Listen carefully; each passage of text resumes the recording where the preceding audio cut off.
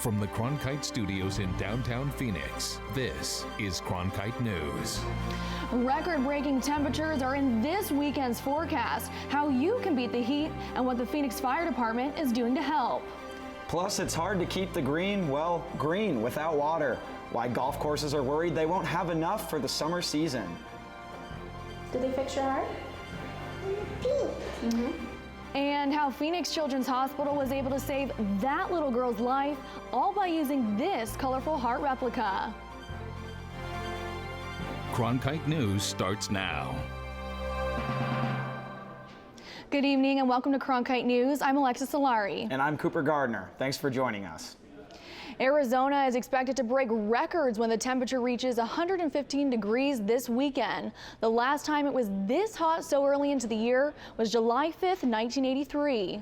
Cronkite News reporter Eddie Keller is live in Phoenix with how the fire department is keeping people safe from the sun.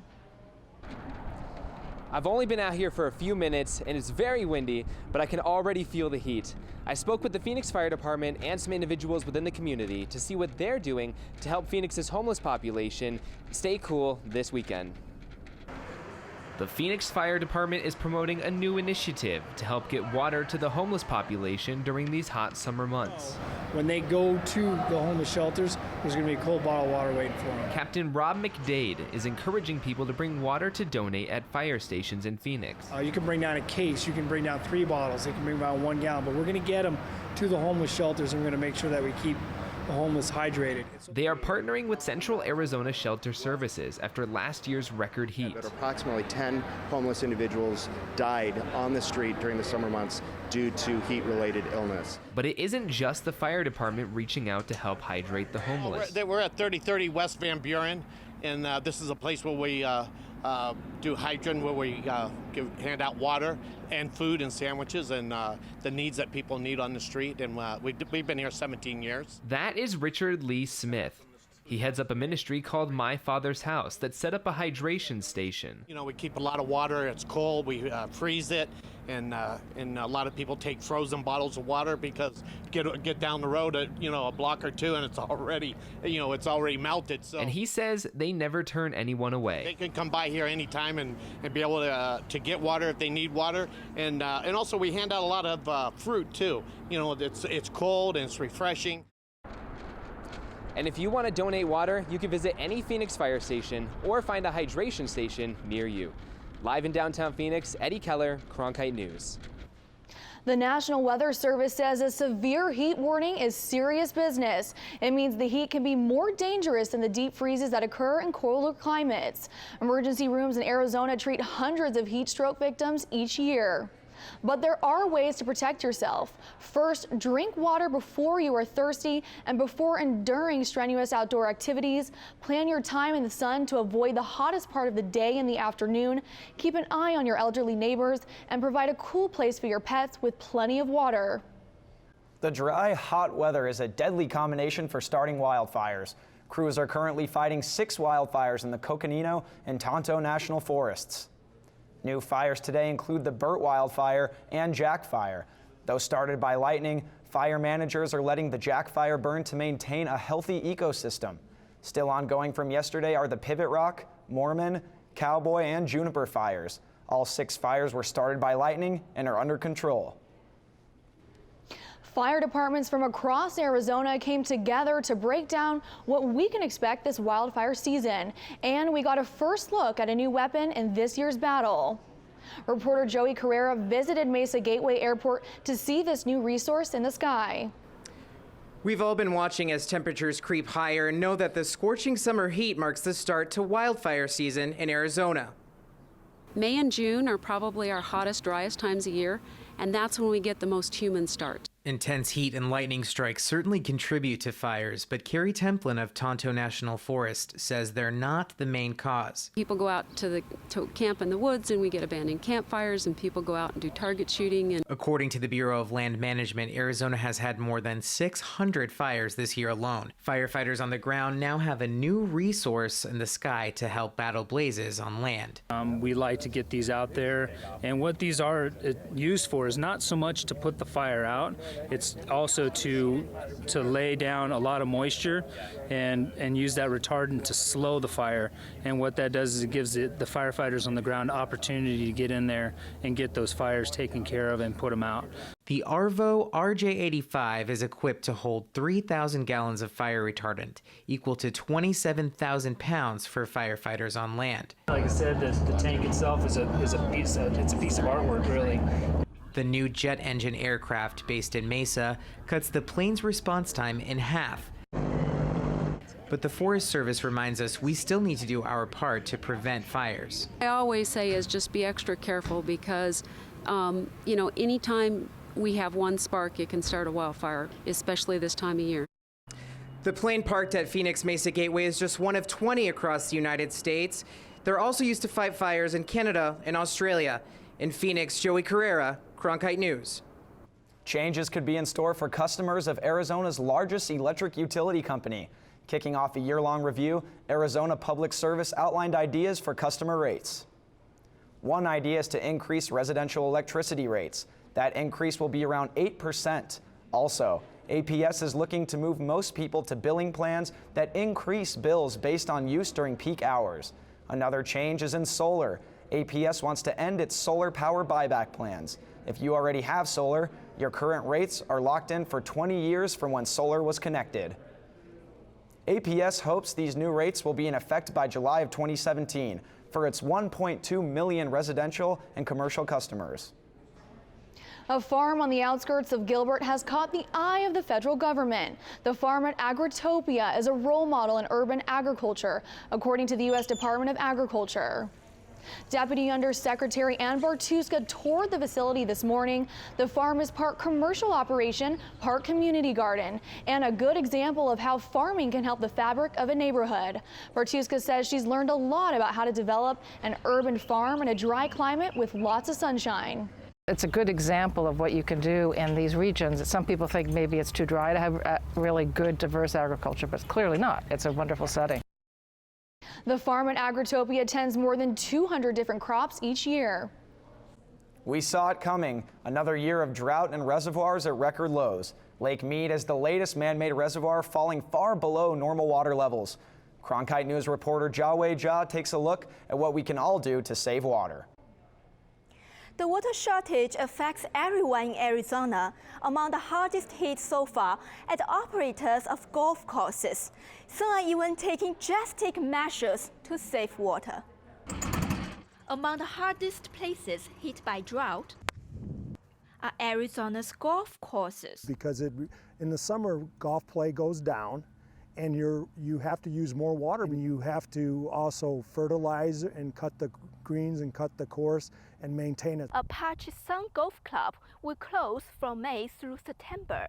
In order to save money and water, they won't water the grass, but just the trees. By closing 5 months, the course can reduce its costs. We save probably 25 to 30% of our expenses. An Arizona study shows golf courses have reduced their water usage by an average of 2%. One look at Lake Mead shows that's not enough when levels are at their lowest since Hoover Dam was completed in 1936. If we do nothing, the lake will continue to fall lower and lower. So, what can you do? Toilets can use up to 6 gallons per flush. If you plan to replace your toilet, look for one with a WaterSense label. Those toilets are going to use only 1.28 gallons of water. If you don't replace it, Morris says look for leaks. A leaking flapper can lose up to 200 gallons of water a day. So that our best efforts to control water usage in our homes or businesses can withstand a longer drought ahead. Experts say there are small daily steps that we can all take to ensure that we have enough water for the future. In Broadcast Center, Jiahui Jia, Cronkite News. A shooting at UCLA this morning caused a school-wide lockdown and raises concerns of guns on campus. Coming up on Cronkite News, we take you out to our Los Angeles bureau to break down exactly what happened. Plus, the results of Maricopa County Sheriff Joe Arpaio's hearing and how it could affect your wallet. true measure of all our actions is how long the good in them lasts. This is who I am, where I'm from. If you're on the right side of history, you can accomplish anything. It's a connection between your present and your past. Come this way. This is good. This is very good.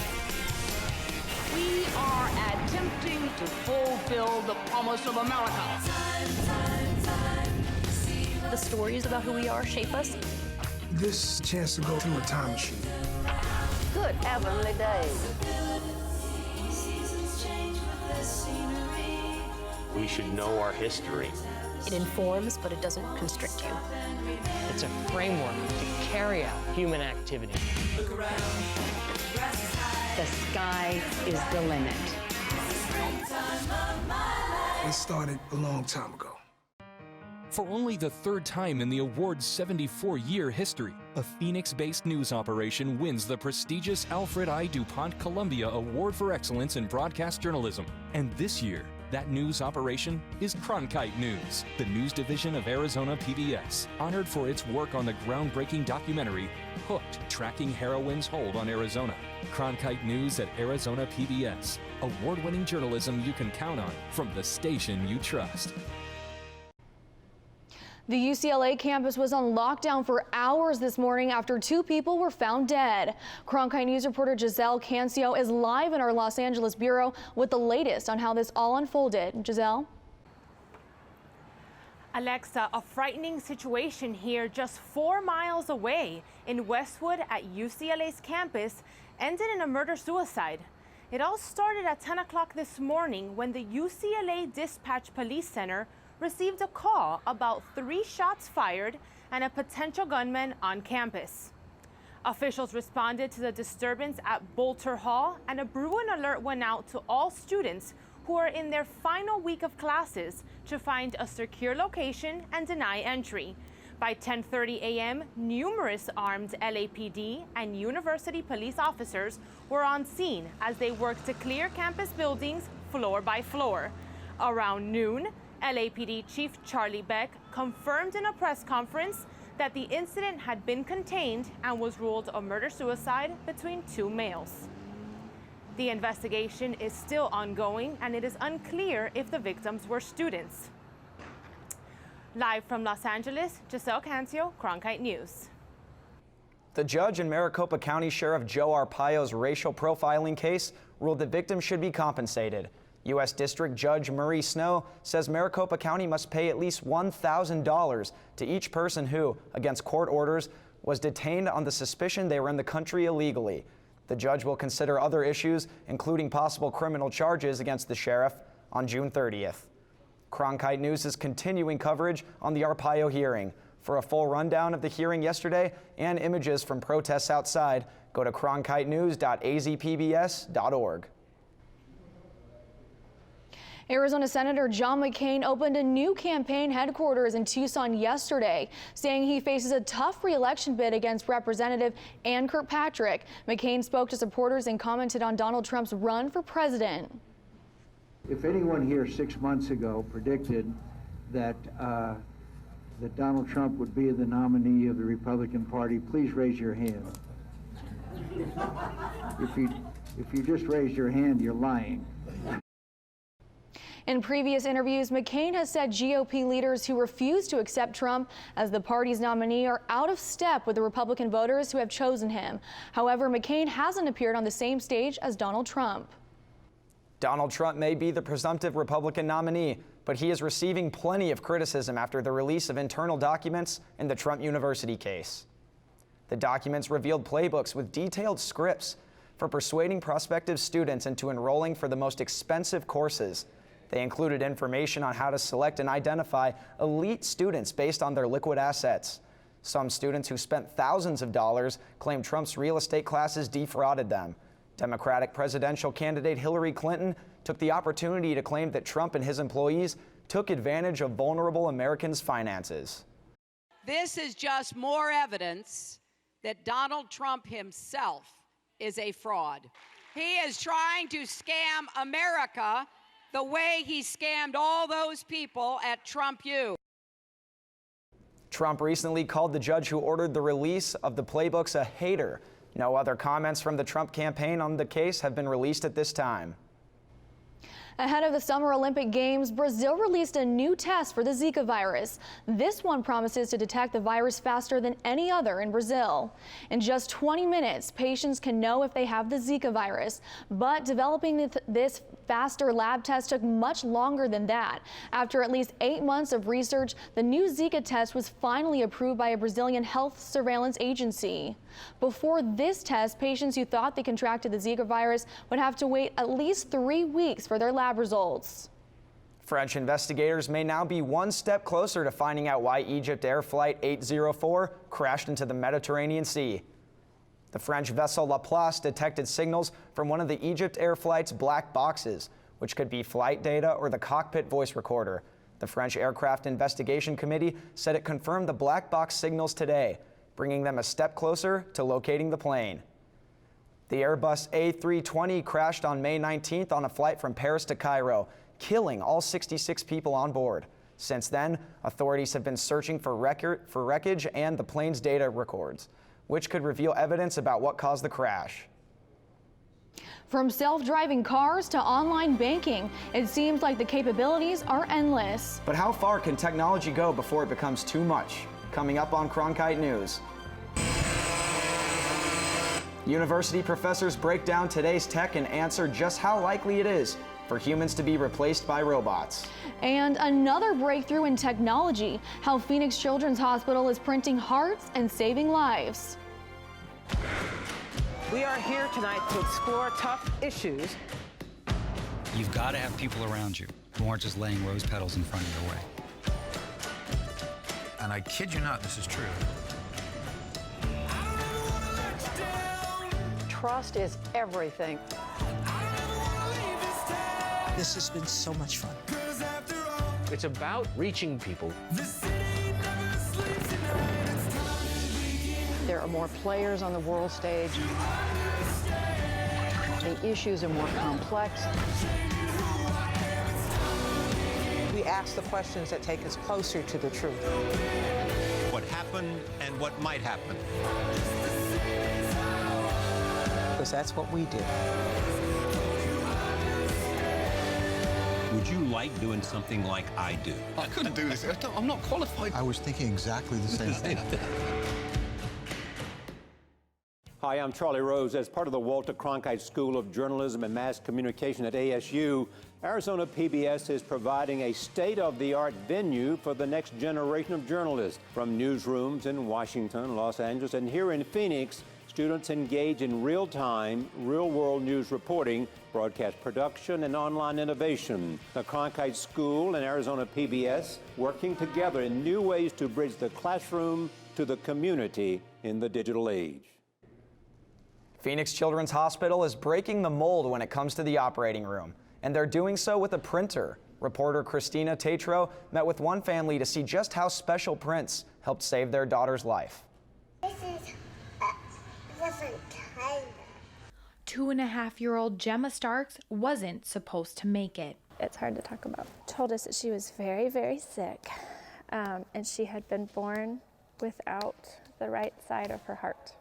And swallowing that information as a new parent is almost impossible. So when I say this heart has tetralogy flow with major aortopulmonary collateral arteries, that's a lot of information for a family to take in, especially if they've just been diagnosed with that defect. Luckily, in this corner of Phoenix Children's Hospital is the Cardiac 3D Print Lab, where lifelike organs are made to help bridge that communication gap and ultimately help save Gemma's life. These 3D replicas are like a toy. And that's the point. They're used to help children and their families see exactly what their new healthy heart will look like. But families aren't the only ones taking advantage of the cutting-edge technology. Gemma's model was very helpful for both the interventionalists, cath people, and the surgeons in making her surgeries go well.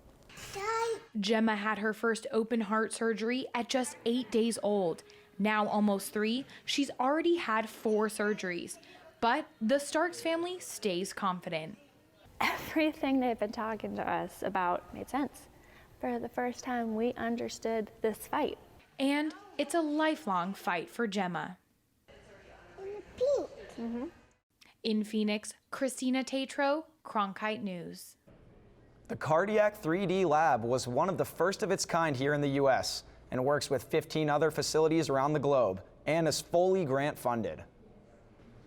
We've all seen it in science fiction movies, robots taking the place of humans. But how realistic is that? Reporter Keisha Butts in our Washington bureau helps us separate science fact from science fiction. It was called Autonomous Systems in the role of the human, but what 50 people who packed a small room really learned was how humans and robots will coexist. With drones and driverless cars, will technology replace humans? Nancy Cook says you can relax. Even though systems might be called autonomous, that doesn't mean that they are without any human intervention. Cook, professor of human systems engineering at Arizona State University, spoke in Washington at the American Psychological Association on the role humans play with advanced technology. There are a lot of robotic systems that are being developed to go out into the commercial market for widespread use. But Cook thinks humans and robots can work well together. There's a lot of known limitations of humans. They get tired, and autonomy can sometimes complement humans by being able to do some things like memory or fatigue. However, other people, such as Professor Missy Cummings at Duke University, thinks the robotic future is still a ways off. For driverless cars, we need more principal testing. NHTSA and other government agencies need to get involved.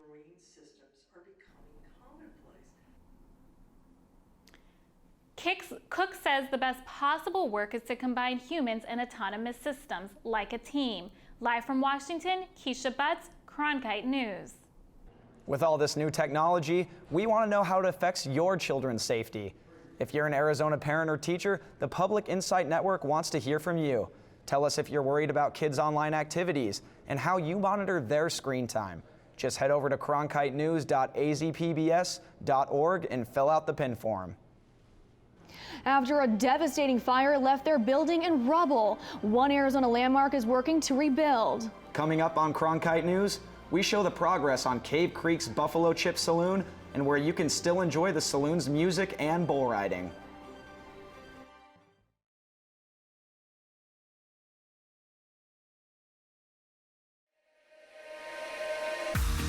Heaven knows you're a dreamer. Don't hide it from anyone. Don't hide it from anyone. Hey, would you believe me if I said we are here for a reason now? This is our life. This is what counts. This is for us. I will go anywhere for you.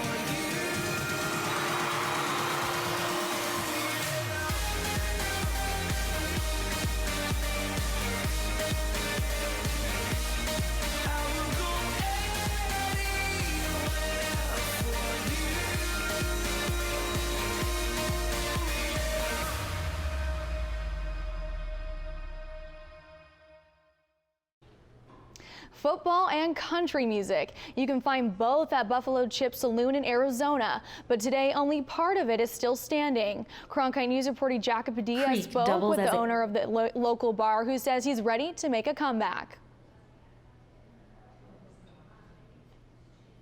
Buffalo Chip Saloon in Cave Creek doubles as a Green Bay Packers bar and a Western haven.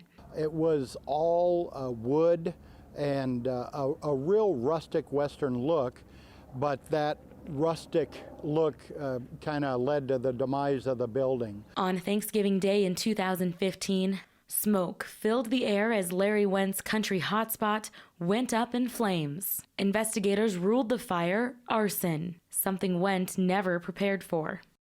I just did not see anything that would take my entire building away from me.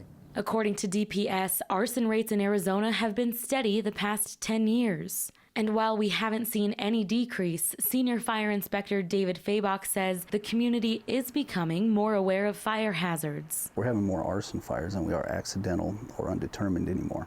The inspectors are going out and conducting code compliance inspections just to make them aware of the dangers. But it was no accident at Buffalo Chip's Saloon, and Went hopes police find whoever's responsible for burning his bar to a crisp. The person who did it should be brought to justice. I think we all need to know that you can't do something like that and go unpunished. Until then, the outside portion of the restaurant is open for business. Plans to rebuild are in the works. These blueprints are posted outside for customers to get excited about what's to come. Went says he received a lot of support from his community. We've got enough loyal customers that still come out and support us. And regardless of who his customers root for, there may have been one or two Chicago fans, maybe a Denver fan. We let them in anyway. He's thankful. In Cave Creek, Jackie Padilla, Cronkite News.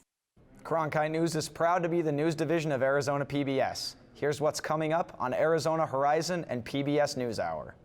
On the next Arizona Horizon, we'll have more on the measles outbreak in Maricopa and Pinal counties, and aging baby boomers means a greater need for affordable senior housing. That's the next Arizona Horizon.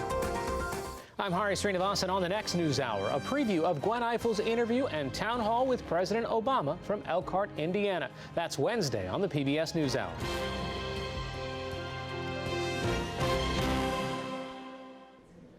That's it for Cronkite News tonight. Thanks for joining us. For top Arizona stories anytime, go to cronkitenews.azpbs.org.